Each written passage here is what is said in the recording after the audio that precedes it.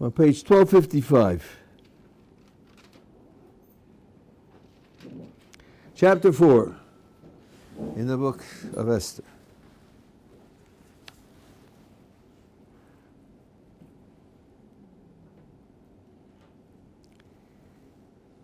This is an exquisite chapter describing the interaction between Mordechai and Esther,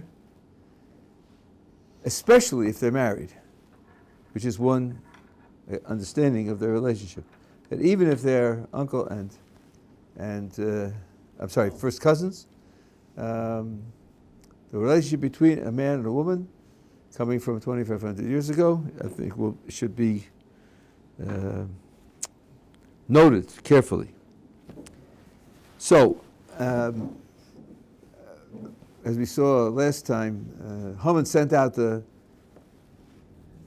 documents, two separate documents, one a secret document to the officials that in exactly 11 months there's going to be a day of destruction and annihilating the Jews, and the other a public document put up in all the places of publicity saying, everybody be ready for the 13th of Adar. Details to follow. No information whatsoever about what it means. And the previous chapter ends with the words that the city of Shushan was bewildered. Chapter 4. Mordechai learned of all that had been done somehow. And Mordechai tore his clothes and put on sackcloth and ashes. He went out into the midst of the city and cried loudly and bitterly, meaning that he's publicizing this to both Jews and non-Jews alike. Now, if a non-Jew sees a Jew crying, it's not really going to affect him. Maybe he'll be amused and maybe he'll be looking for an opportunity. But the Jews were affected. He came until the front of the king's gate. Now, I have mentioned to you previously, until is ambiguous in Hebrew just as it is in English. Until X can mean up to and including X, or can mean up to but not including X. So if you say cook until well done, that means you go all the way and in the end it is well done. If you say you are eligible until your 60th birthday, that means on your 60th birthday you're not eligible. It means until then, but not including then, because that's the time when you become ineligible. So here it means until but not including. He comes to the gate, but he can't enter the gate because he has on sackcloth and ashes. For it's forbidden to enter the king's gate clothed in sackcloth. Now, the Megillah just comments, as these super fast messengers are racing to inform the kingdom, in every province, wherever the king's command and his decree extended, there was great mourning among the Jews, fasting, weeping, wailing, most of them lying in sackcloth and ashes.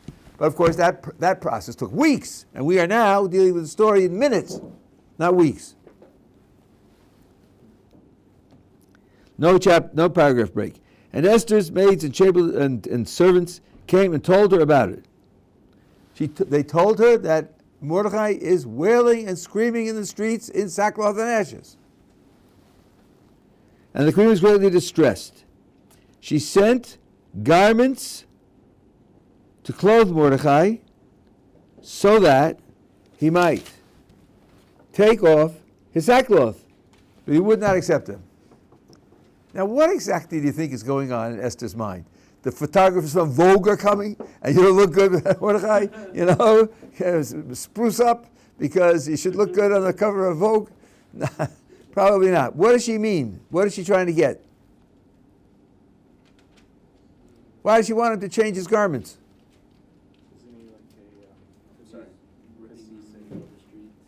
What's that? He was ripping them in the middle of the street.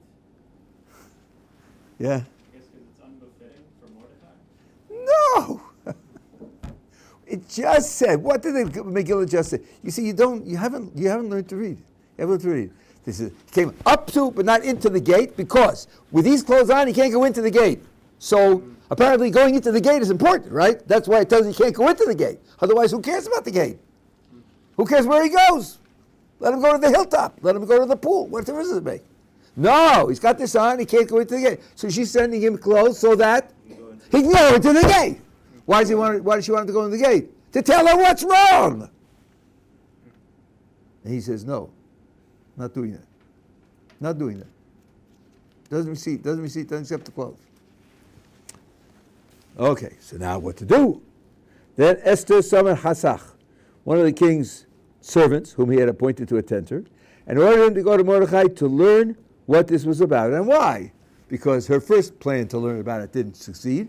So she had another plan. It's a little risky, he's a goy, but she trusts him, as you'll see. She trusts him. So Hasach went out to Mordechai's city square, was in front of the king's gate, in front of, but not inside, because he couldn't come inside. And Mordechai told him of all that had happened to him, and all about the sum of money that Haman had promised to pay for the royal treasuries, for the annihilation of the Jews. He knew the whole scenario, Mordechai, somehow. And he got that information instantly. He also gave him a copy of the text of the decree, which was distributed in Shushan for their destruction. These words are difficult for the pshat that I told you. I don't have a good explanation of it, because as I told you, what was distributed was only the blank information prepared for 11 months from now. The idea of destroying the Jews was not public knowledge, according to the Malbim. It was not posted. But anyway, so he might show it to Esther and inform her, bidding her to go to the king to appeal to him and to plead with him for her people. Okay, so he's saying, listen, I want you to go in and appeal to the king, not to have this decree carried out. Okay, Hasach came and told Esther what Mordechai had said. Then Esther told Hasach to return to Mordechai with this message. All the king's servants and the people of the king's provinces are well aware that if anyone, man or woman, approaches the king in the inner court without being summoned, there is but one law for him, that he be put to death, except for the person whom the king shall extend the golden scepter, so that he might live. In other words, the law is death, unless the king decides to show mercy and make an exception so this person shouldn't die. Everybody knows there is such a law. And that's where the king is. He's in that inner chamber. And she says, I have not been summoned to come to the king for the past 30 days. So here's the message. Listen, Mordechai, the time is not propitious. It's not a good time to do this. Because he's in isolation there. I haven't called in 30 days, and I happen to know that he likes me. I happen to know that he's pleased with me. So if he hasn't called me, it must be really serious what's going on in there, and he really doesn't want to be disturbed. And I'm going to fill in now what's sort of behind what Esther is saying. Why do you want me to go in? You want me to plead with him to not carry out a published decree. That means you want me to ask him for a giant favor. Do you think that we'll be putting ourselves in a good position if I disturb him in his inner sanctum when he doesn't want to be disturbed? Is that a good position for me to ask for a big favor?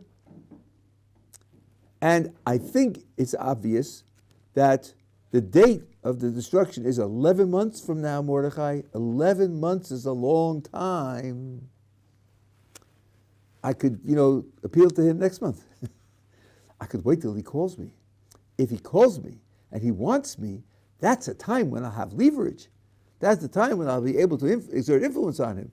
Now is a bad time to do this. Okay? Now, if you're really sharp and you're really paying attention, you should already hear a disconnect. There's a tragic disconnect here. Let me make the fact that there's some kind of disconnect vivid and see if you can figure out what disconnect is. They related Esther's words to Mordechai that day. In other words, he took it to him. Then Mordechai said to reply to Esther, do not imagine that you will be able to escape in the king's palace any more than the rest of the Jews. For if you persist in keeping silent at a time like this, relief and deliverance will come to the Jews from some other place. while you and your father's house will perish. And who knows whether it was just for such a time as this that you attained the royal position. Now, I find it very difficult to take Mordechai's words literally and seriously. Are we supposed to think there could have been any havamin, as we say in Gemara Lashon, any possibility that Esther's attitude would be, oh, well, it's going to be a destruction of the whole Jewish people. What's it to me? Nobody knows I'm Jewish. I'm here in the palace. For all they know, I'm, from Nigeria. Right? So I'm not in danger. So, it doesn't bother me. I'll just wait it out here and be protected. Is anybody imagining that that's her reaction to the announcement that the Jewish people are going to be destroyed? Could Mordechai really be imagining that? I can't take those words literally and seriously. I cannot do it. But Mordechai is leveling a gigantic accusation. Implicitly, he's accusing her of a terrible crime. Terrible. What went wrong? Why is what she says so horribly wrong? Now, if you can meditate on what I told you, how long have we been going now? 15 minutes. Meditate on what I told you from the beginning. Maybe you can figure out where Mordechai sees this terrible breach.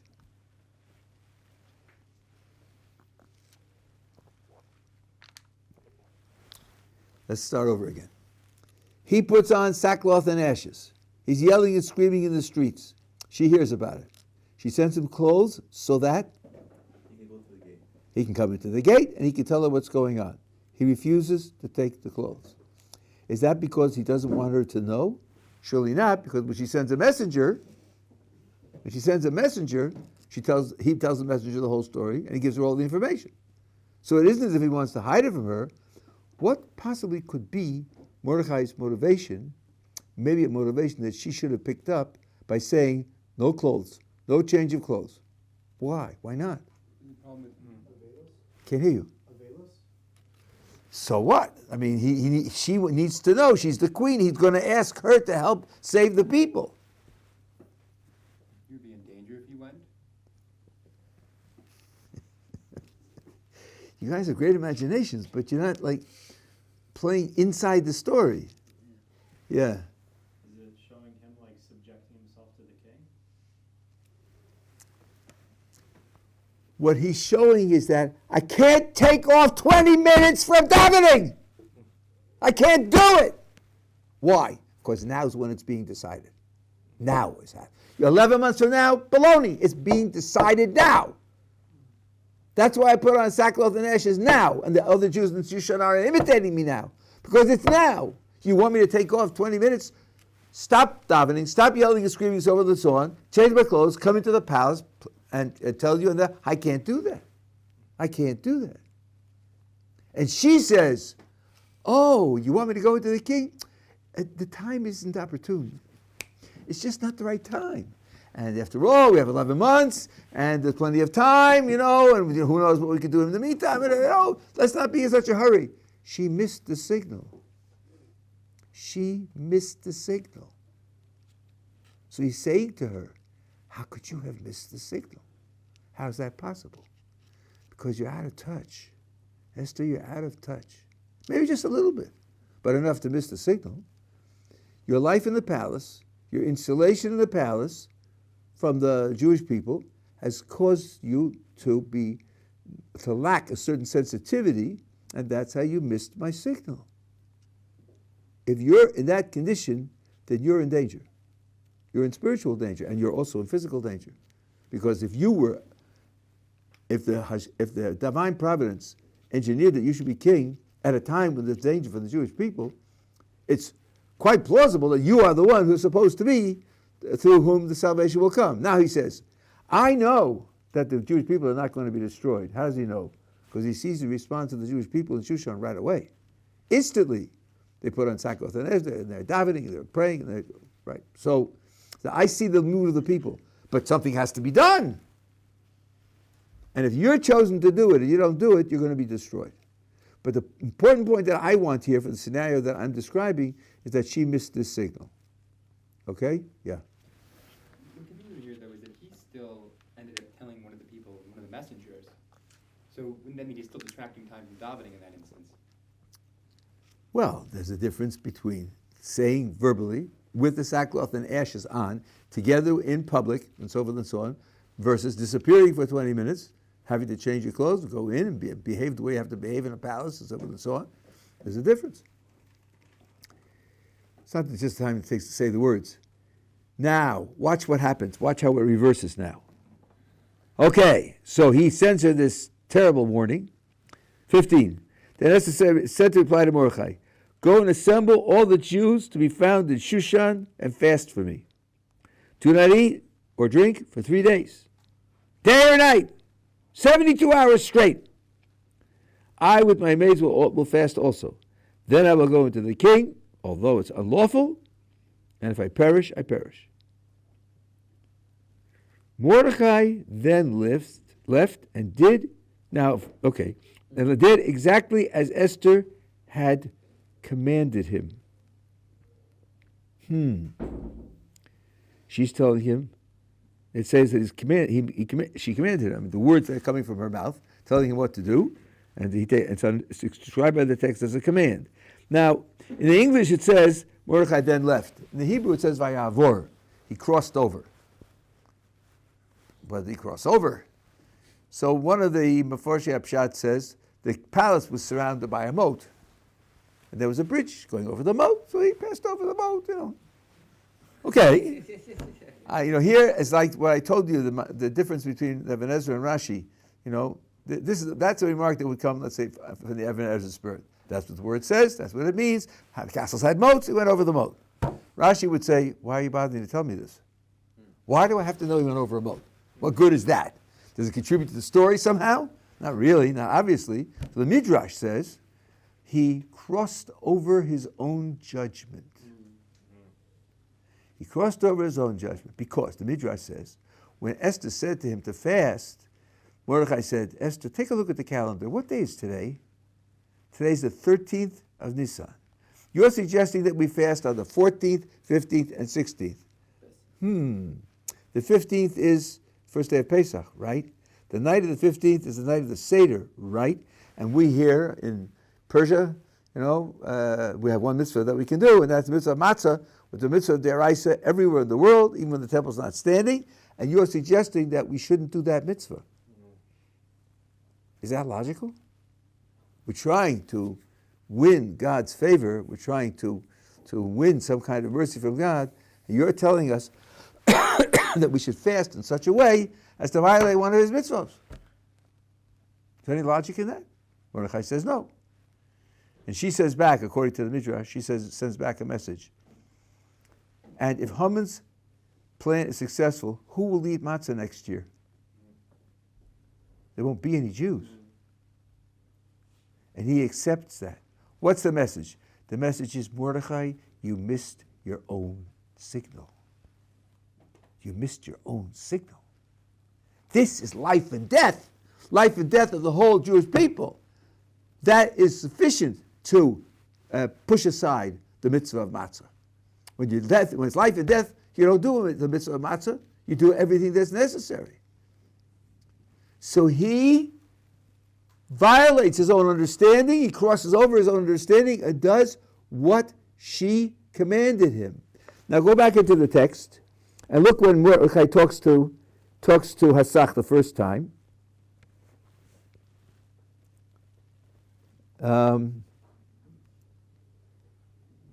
Oh man, let's get here. Look at verse 8.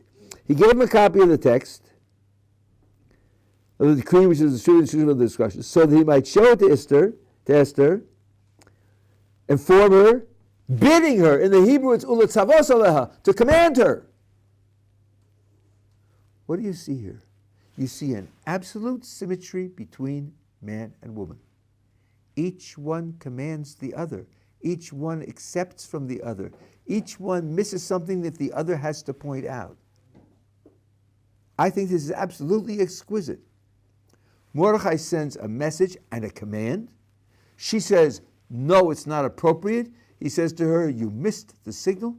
You misunderstood the nature of the hour. and she accepts that. She says, I want to fast. He says to her, that's impossible. She says, you missed your own signal. You don't understand why the fast is necessary. And he goes against his own prior judgment and does what she commanded him. Each one commands the other. The text is absolutely symmetrical. That's what it means to have a relationship of husband and wife, or partnership, where each is open, each one recognizes that he or she has limitations, each one recognizes that he or she may miss something and receive it from the other, and only through each of them accepting from the other does the salvation come about. And this is an absolutely exquisite passage. Yeah. Wasn't it risky for Mordecai to give that message through of revealing that Esther is a Jew and everything like that through the messenger? I'm sorry, I'm not getting you. Say it again. Mordecai reveals through the messenger that Esther is a Jew. So isn't that risky? No, it's not risky. On the contrary, it's a salvation. The whole reason why Haman wanted to keep it secret is because that way the Jews won't take any measures to react to the decree and maybe change the conditions. That's precisely what Mordecai wants to do, to reveal it. And after all, how's it going to be traced to Mordecai, right? No. I'm saying the fact that Mordecai reveals that Esther is a Jew through. Oh no! Why would it be that she's a Jew? 4 years before, when the plot was made against the king's life, Mordecai told Esther. Esther told the king in the name of Mordecai, right? Oh, so it's already known that she's. He's a bigwig, you know. Everybody knows he's a leader of the Jews and a scholar of the Jews and so forth and so on. And he sent a message. Why he didn't go directly to the king? Who knows? Maybe the king was hunting someplace. I don't know. It's already known that she's a Jew also? No, it's certainly not known that she's a Jew. So it's not risky revealing that she's a Jew? Why is it being revealed? Well, I'm saying it's being revealed, it's being told to this messenger. That's I said she has to trust this Hasach, right? Oh, so Asaph is the messenger and he's trusted. That's right. That's what I said. You have to, that she has to do, and the best she can do. Yeah.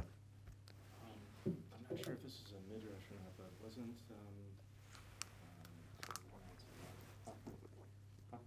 Hasach. Hassan, wasn't he a Jew? Or no? Oh, maybe he was. I don't know. Maybe he was Jewish also. It could be. Yeah. I didn't grasp why Mordecai pushed for something to happen at the current moment. What was his? He said like he had a decree in mind or something that right now do something. Queen Esther. I'll tell you. All I have is more evidence that it's so, but I don't know why it's so. I don't know why it's so and how it got to be so. It's a good question. It's a piece of depth that I don't have. Maybe I'll ask my Rabbi, since she may know better than I, and I'll see what I can answer the question. It's a good question. Okay. So now, what did she say? Esther said, "Go and assemble the Jews to be found in Shushan and fast for me. Do not eat or drink for 3 days, night or day. Go. Then I will go into the king." So now, if the 5 stars, it came to pass on the 3rd day. Now there are 2 different ways to read 3rd day, but let's take it the simplest way. She said to fast for 3 days, and this now is the 3rd day of the fast. Right? So it's the 16th of Nisan, and the Jews are at the height of their fast. That's going to be important. Esther donned royalty. That's to say, she put on royal clothes and stood in the inner court of the king's palace, facing the king's house, meaning the room that he was in, the mini house, while the king was sitting on the throne, in the throne room, facing the chamber's entrance. Now, Rabbi Landy, who put out a whole book on the archaeology of Purim, has a picture from that time of the king sitting in a small room, facing the door on a throne with a big golden scepter in his hand, big enough, if he tilts it, to reach the door. So we actually have a picture of the time of such a thing. When the king noticed Queen Esther standing in the court, she won his favor.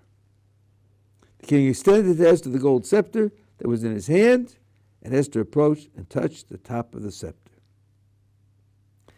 Now comes a long and poetic interaction for several chapters. King said to her, "What is it for you, Queen Esther?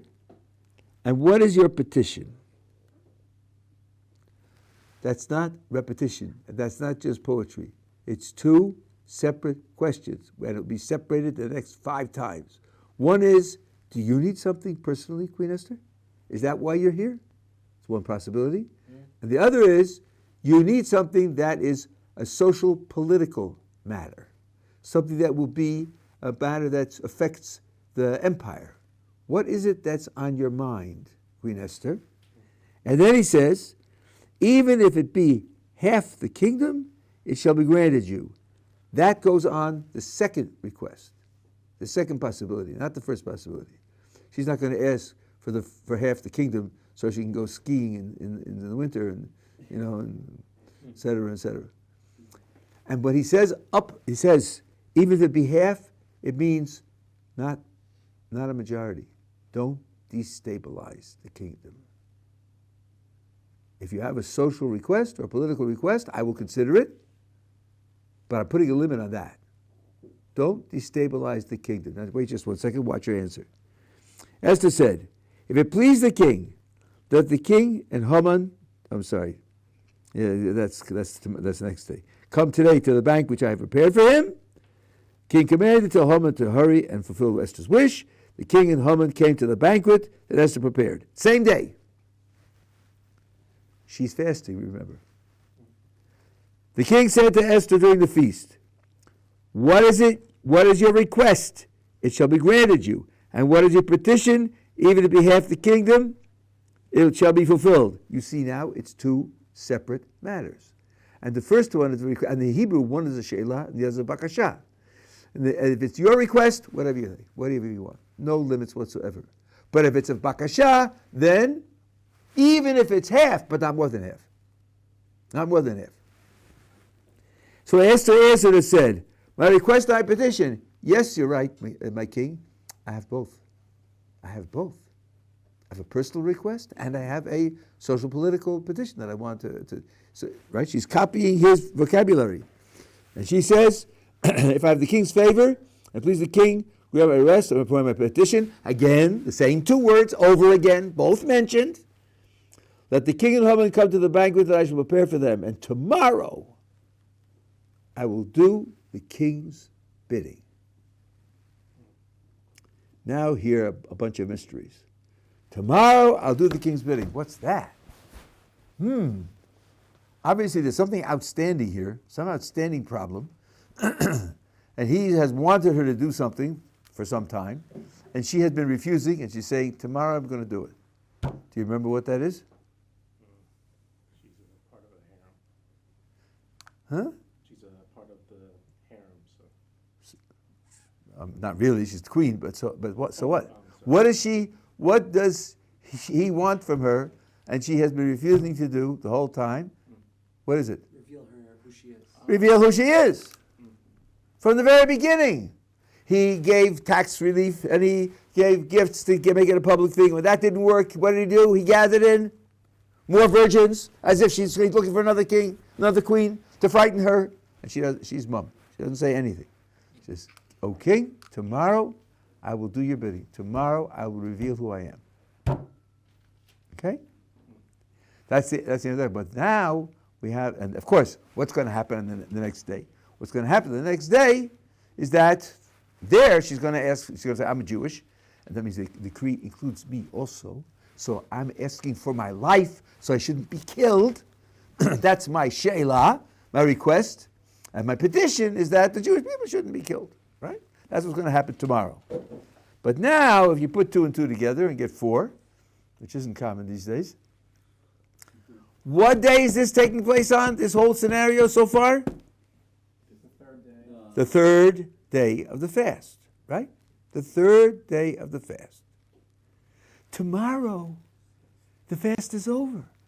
Tomorrow, the Jews are eating pizza and lasagna and ravioli, and they're having a wonderful time, And tomorrow is when you're going to ask that the Jewish people shouldn't be killed. Is that a rational plan? Wouldn't you have preferred that the first feast be on the 2nd day of the fast? And then present The next day, the third day of the feast, is the third day of the fast. It's the second feast. And at the height of the fast, when the Jews are doing tshuva and davening, then to ask for salvation of the Jewish people? Why do it this way? The answer, what we said before, the answer is she knows it's now. Now is the time when it's being decided. He's in his inner sanctum. The law of the inner sanctum is you approach, you die. He is the Midas Hadin. He's the characteristic of strict judgment. Gold is the color of strict judgment. She's approaching with death as the normal outcome. He hands her, he points to her the golden scepter, and she touches the golden scepter. That's the Midas Hadin accepting her. That's it. It's over. The whole drama is over. Everything else is aftermath. Everything else is aftermath. Now is when it's taking place. So I said we have more evidence to what Mordechai said, that now is the crucial time. This drama, and what this shows you is that underneath the political and social and economic and psychological aspects of the events, which are important. Oh, I skipped that. I'll go back and tell you now. There's the divine drama that's going on. And the divine drama ultimately is what's pushing the pieces. It's what's manipulating the outcome. And she knows that. So she plays it in terms of what the divine characteristics are that are in play. And that's I said, more evidence that has been done now. Now I want to go back in chapter 4. I skipped over something which I should have emphasized. At the top of the page, 1256, verse 5, he said, Ester son of Hasach, and ordered him to go to Mordechai to learn what this was about and why. The Hebrew is very explicit. Mazeh v'al mazeh. Rabbi Meiselman distinguishes the two of these things as follows. One is the natural conditions that we are facing. Who is the enemy? Who are possible allies? What kind of leverage do we have? Will money do the trick? Will influence do the trick? Will strict, smart legal tactics do the trick? What kind of leverage do we have?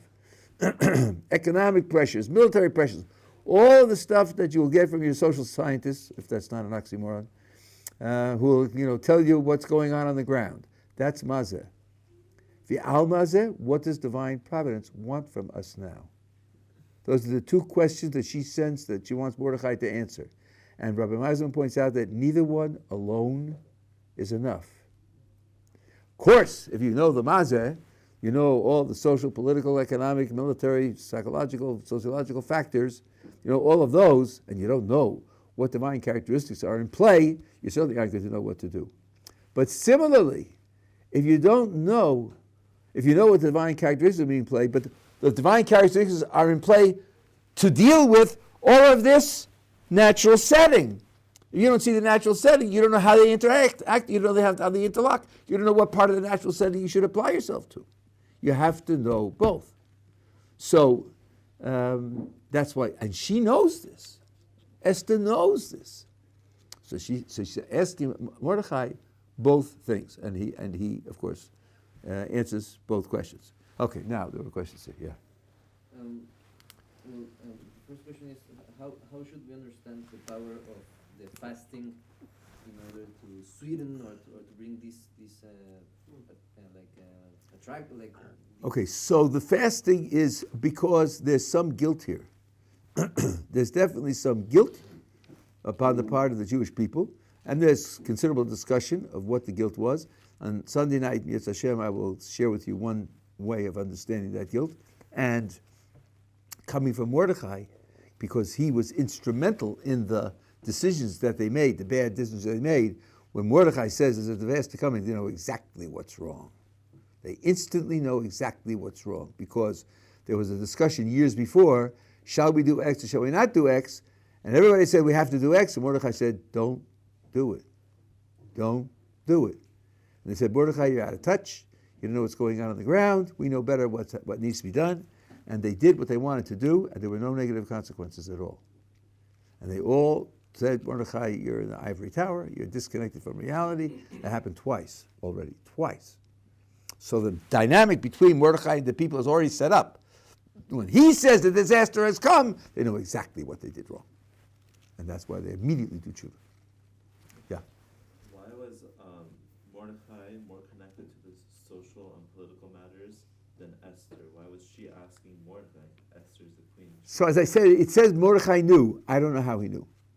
Either it was Ruach HaKodesh or there was some kind of secret channel there. I don't know how. He would know when it was being sent out only to the officials and it was being told to kept secret. I don't know how he got to know. I mean, you can guess, but I don't know. Yeah, in the back. Well, first, just for that, wasn't he some sort of official? Wasn't who? Wasn't he some sort of official himself? Who? Mordechai. Some sort of official? I suppose he was, the interlocutor for Jewish affairs. But more than that, as far as I know, no.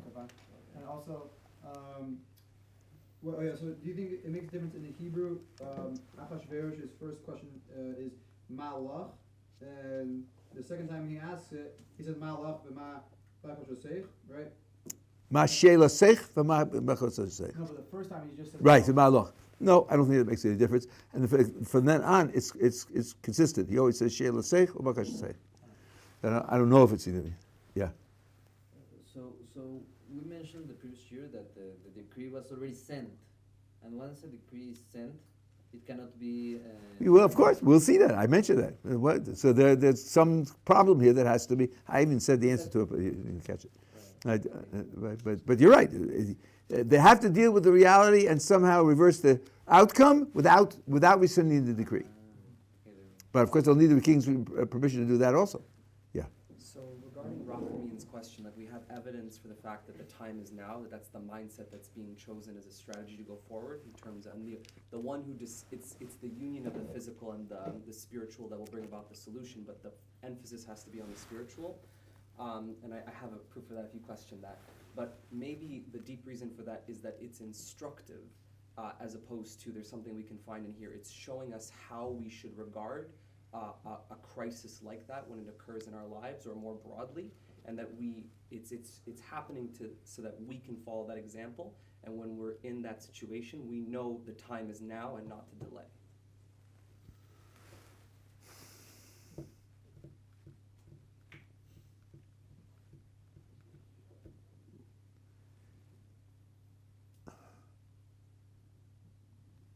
There are two ways to take what you're saying. I can't imagine that the point of the events now is that, 100 years from now and 1,000 years from now, there could be situations and you need to know, and so on and so on. No, it works the other way. They're doing it now, which means their crisis has, and then we could learn from how they handled their crisis, how we have to handle our crisis. But there can't be the motivation for the later. It has to be practically important now. But I don't think that every crisis has to be handled immediately. In fact, if you jump to handle a crisis, you may, because of your impetuosity, you may deal with it the wrong way. Sometimes you have to call Sanhedrin, have them discuss it and debate it. Sometimes they went to the Urim V'Tumim to ask, shall we go to war, shall we not go to war? They didn't just gather the soldiers and run to battle. So I don't know if it's really a good general rule. Then maybe it's the specific kind of crisis. It could be, but then you have to define kind. I was thinking that. Okay, yeah, it's possible, yeah. It says that the scepter was extended to Esther, and then it says Esther approached and she touched the tip of the scepter. Yeah. Is there any extra significance to her touching the tip of the scepter?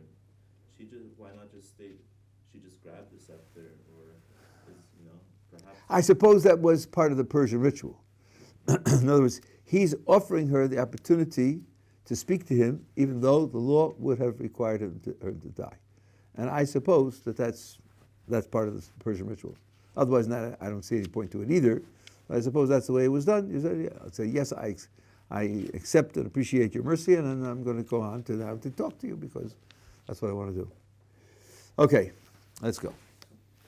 So now, that day, so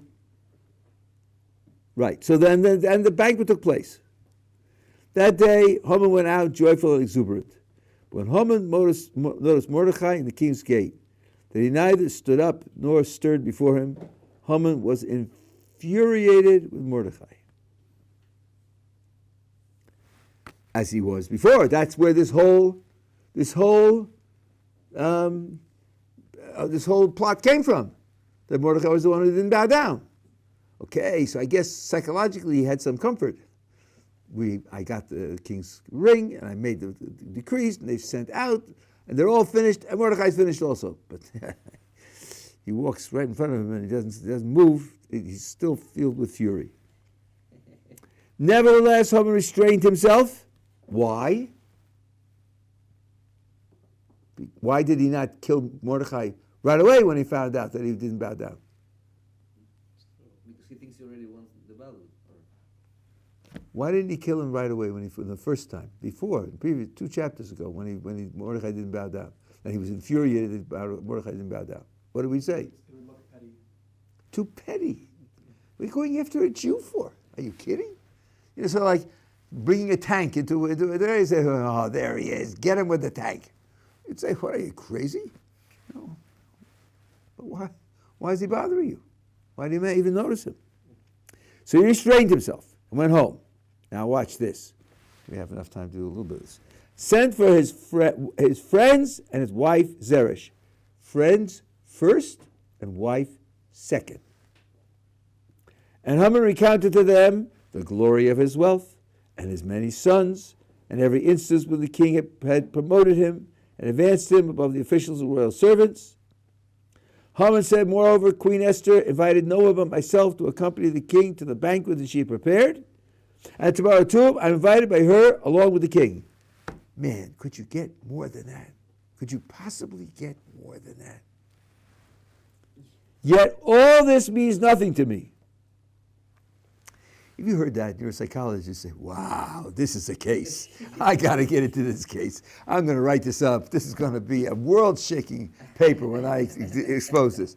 This guy is really off the rails. He has everything that a human being could possibly desire. And it means nothing to him. Zero. And not the fly in the ointment, not some demerit that he would like to improve. No, he's in despair with all of this. He's worse than Esau.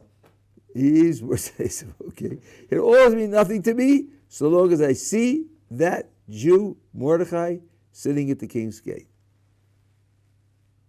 It's nice. Okay, a guy doesn't respect you and you feel piqued by it, but he robs you of your pleasure from the whole of your glory. So we had a student here, I guess almost 20 years ago now. I had taught them that when you have in the Megillah, sometimes it says the king, and sometimes it says the king of Achashverosh. The word when it says king without his name, it refers also to the Creator, not just, but also. So he said to me, he thinks that it's the fact that Haman senses that Mordechai is closer to the king, capital K, than he is. Mordechai is sitting at the king, capital K's gate. And that's a dimension of Ruchnius that transcends the whole of the physical.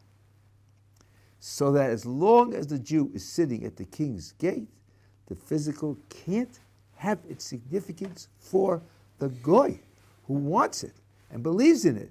It robs it of its significance. That's why he hates it, because he robs him of that. And I have 2 points of reference for this.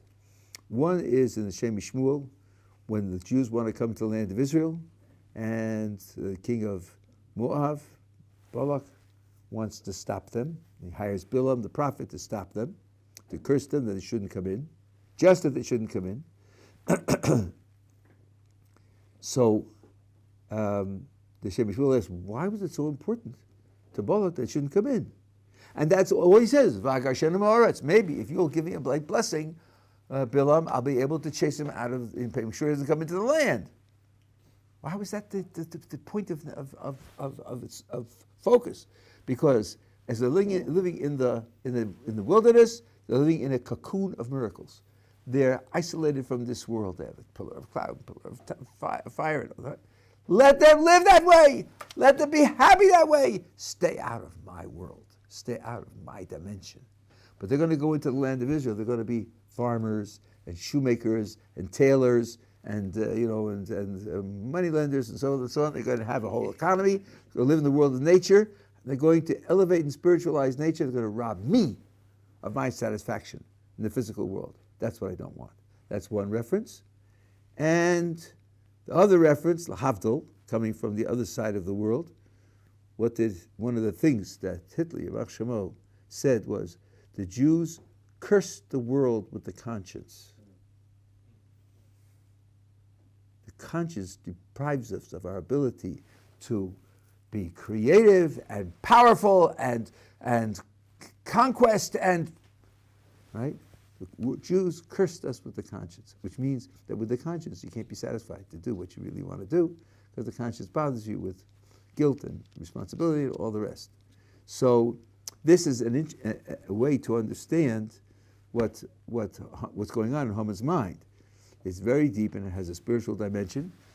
Some people are allergic to spiritual dimensions; they won't hear it. They won't hear it. But it certainly fits with a well-accepted idea that when it says king without Achashverosh's name, it refers also to a Chodesh Baruch Hu, and that could explain it. Yeah. I'm sorry, your hands up? No. Okay. So now watch what happens here. So that remember, he sent for his friends and his wife Zeresh. So 14, then his wife Zeresh and all his friends said to him, so what do you see? She jumps to the head of the game, right? She was called last, okay? She jumps first. Let a gallows be made 50 cubits high, and tomorrow morning speak to the king and have him having Mordechai on it. Then, in good spirits, accompanied to the king's banquet, the suggestion pleased Haman, and he had the gallows erected. Okay, let's see if we learned anything in the 3 months we've been together. What question do you want to ask here? It's really a double question, yeah? Oh, sorry. Go ahead. So why does the measurement of the gallows matter? Who cares about the 50 cubits? That's a double question. Number one, why does the Megillah mention it? What do I care how tall the gallows? Doesn't say made of wood or metal. Doesn't say it had 3 tiers or 2 tiers. Doesn't say what the rope was made of, hemp or something else. No, just how tall it is, right? And then you have to ask, you push yourself inside the story. Why does she care that it's 50 cubits high? She specifies. It should be 50 cubits high. 20 cubits isn't enough? 10 cubits isn't enough to hang him on? All she wants is him to be dead. You'll see that this is important. It's important. It plays a role in the scenario. We'll see that tomorrow, Tisha.